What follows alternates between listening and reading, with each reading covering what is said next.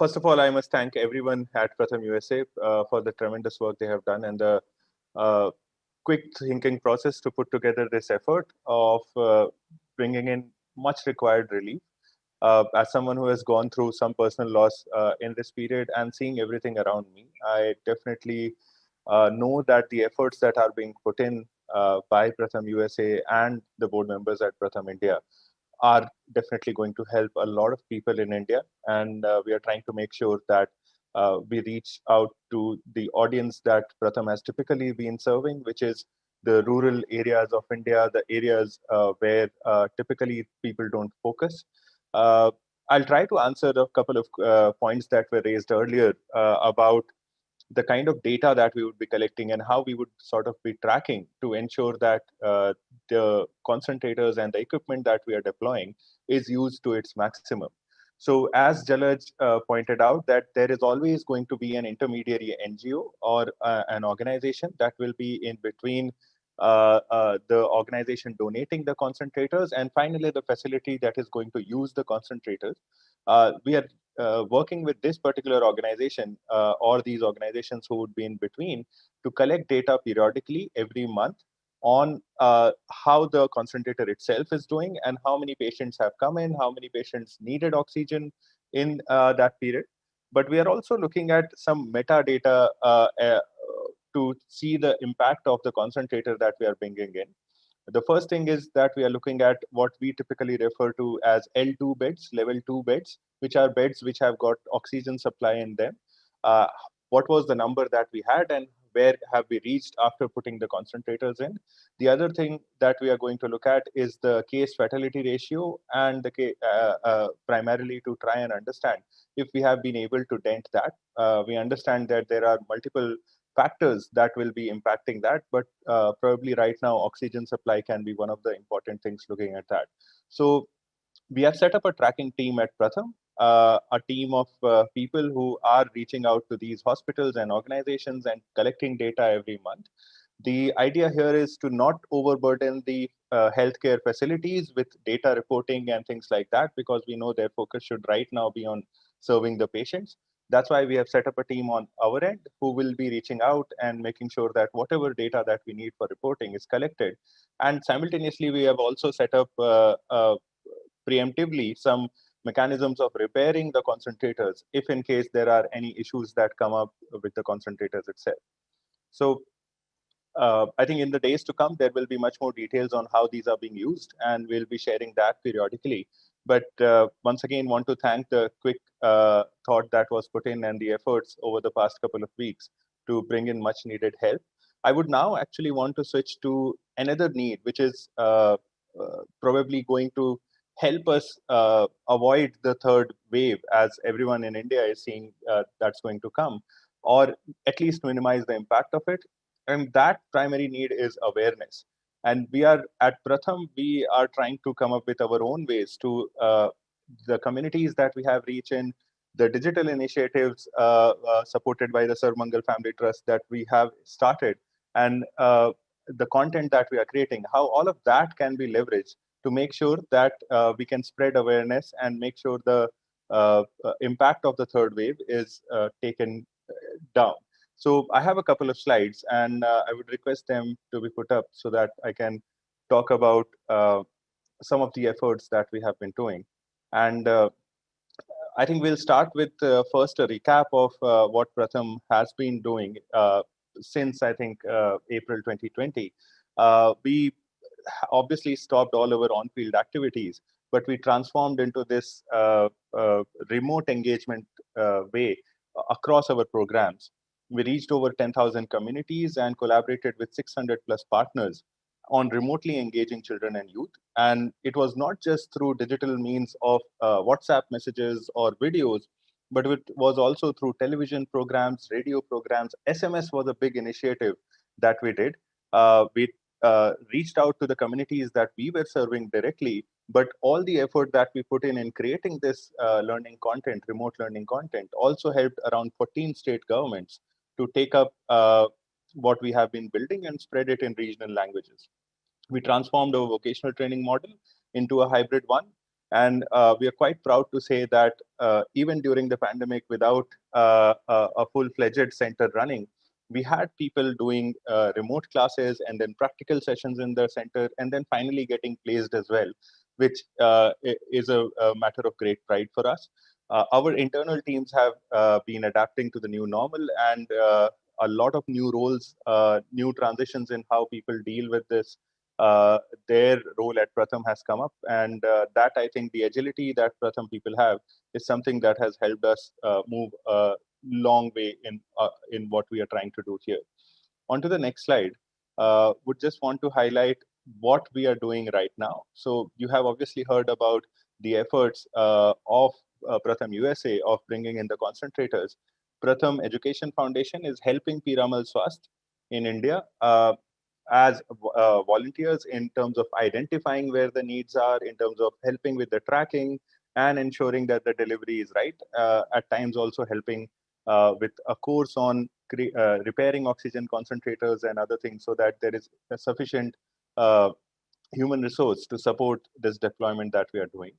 The other thing is on the vocational training centers, where across 8 states, the facilities that we had as our vocational training centers, we are looking at transforming them into isolation facilities as well as COVID care centers. And all of this is being done in partnership with local healthcare partners. So we reach out to a healthcare partner in the vicinity of our center and give them a couple of options, like setting up an isolation facility, or if they have extra healthcare staff and need a physical infrastructure, we offer our own physical infrastructure to be converted into an extension COVID care facility.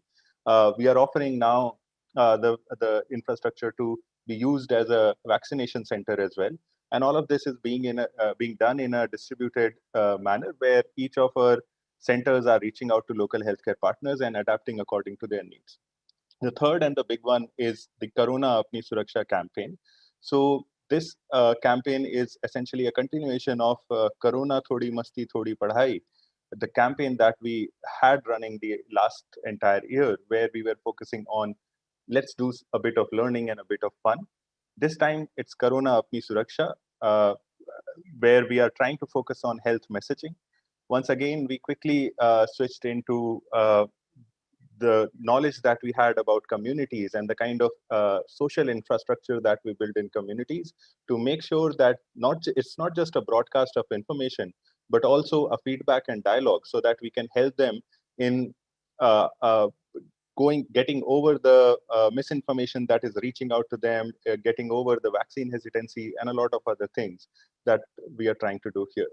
On to the next slide.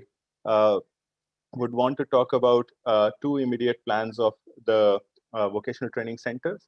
We are converting the facilities into isolation centers, care centers, and vaccination centers. All of this is being done in partnership with government and healthcare services. We are also making sure that there is an outreach to communities in and around our centers to provide on-ground health awareness and to also enable access to equipment and supplies uh, through the network that we already have. So at this point in time, across Pratham, all our programs are focusing on how we can help in this time of need. But the idea is to have specific solutions with the kind of facilities we have. So with Pratham Institute, the vocational training arm of Pratham, we are trying to focus on leveraging the spaces that we have. The next one is about Karuna Apni Suraksha and what we are doing on that area in the next slide. So there are two things that we are doing in the immediate term. The first is SMS and WhatsApp campaign. These are going in 11 languages to 20,000 communities. And once again, it builds on what we already knew about a family connect, a mohalla connect, and then a community connect, to make sure that it's not just a broadcast of messages, but a two-way dialogue.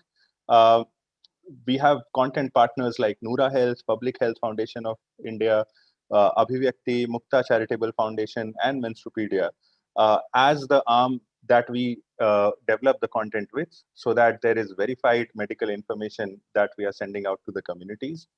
The other is continue connecting to the children, families, youth, and communities.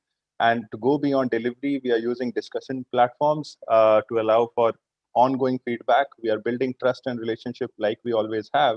And the focus is on gathering the kinds of questions that are there in the field and reaching out to our healthcare partners to get answers for that.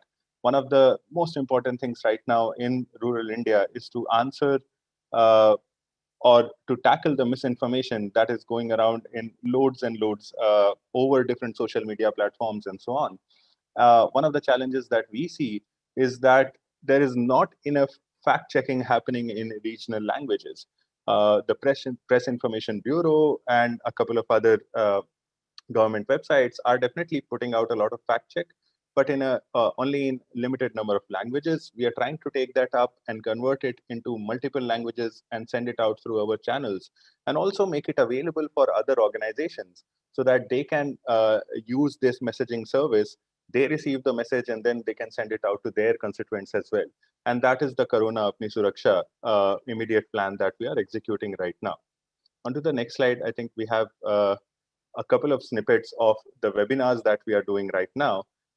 So we have already started these webinars where we have got the healthcare staff from the vocational training arm that we trained in partnership with our healthcare partners to make sure that they can deliver relevant information on COVID awareness, but also gather these questions that we later send out answers to over WhatsApp messages.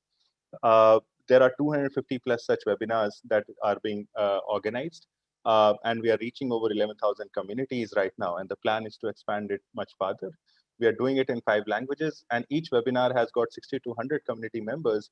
And typically, we have got the village head, who's known as the Sarpanch. We have got community members, youth network volunteers, and others joining in the webinar and asking questions so that there is someone that they can talk to. The next series is actually planned with doctors, and we are reaching out to various organizations to have doctors organize these webinars so that they can talk about some of these things. Uh, I think it will be a good idea to maybe show a video where of some of these webinars, and you will get to hear the kinds of questions that come up. And I have been on various such webinars and interactions where the questions like, is non-vegetarian food a cause of spread of coronavirus? Should girls and women take the vaccine during their period? Uh, how do we recognize if anyone has got COVID?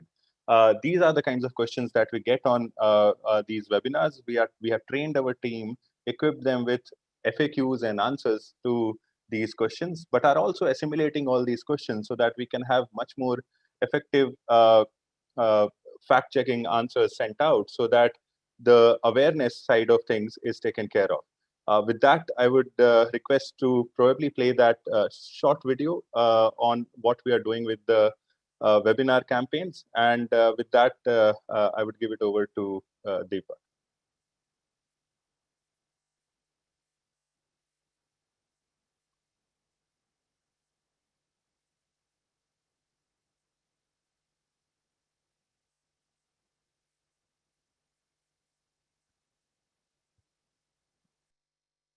I'm sorry, I think थोड़ा सा बुखार हो जाता है तो लगता है कि हम कोरोना से पीड़ित हो गए। किसी को बीमारी है तो वैक्सीन लगवाए या नहीं? घर या मोहल्ले में सैनिटाइजर करने से वायरस मर जाता है। अगर मर जाता है तो कितने दिन का गैप देकर सैनिटाइजर करना चाहिए?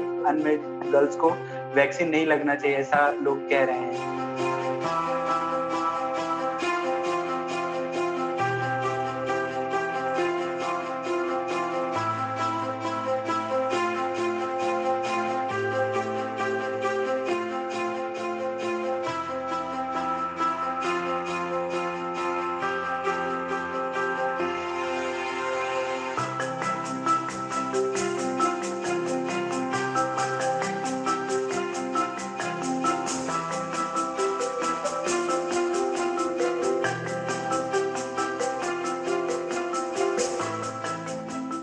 डरना नहीं है, सावधान रहना है। पॉजिटिव सोचें और पॉजिटिव होने से बचें। आज ही हमारे साथ व्हाट्सएप पर जुड़िए। इस गूगल फॉर्म को भरो ना और करो ना अपनी सुरक्षा।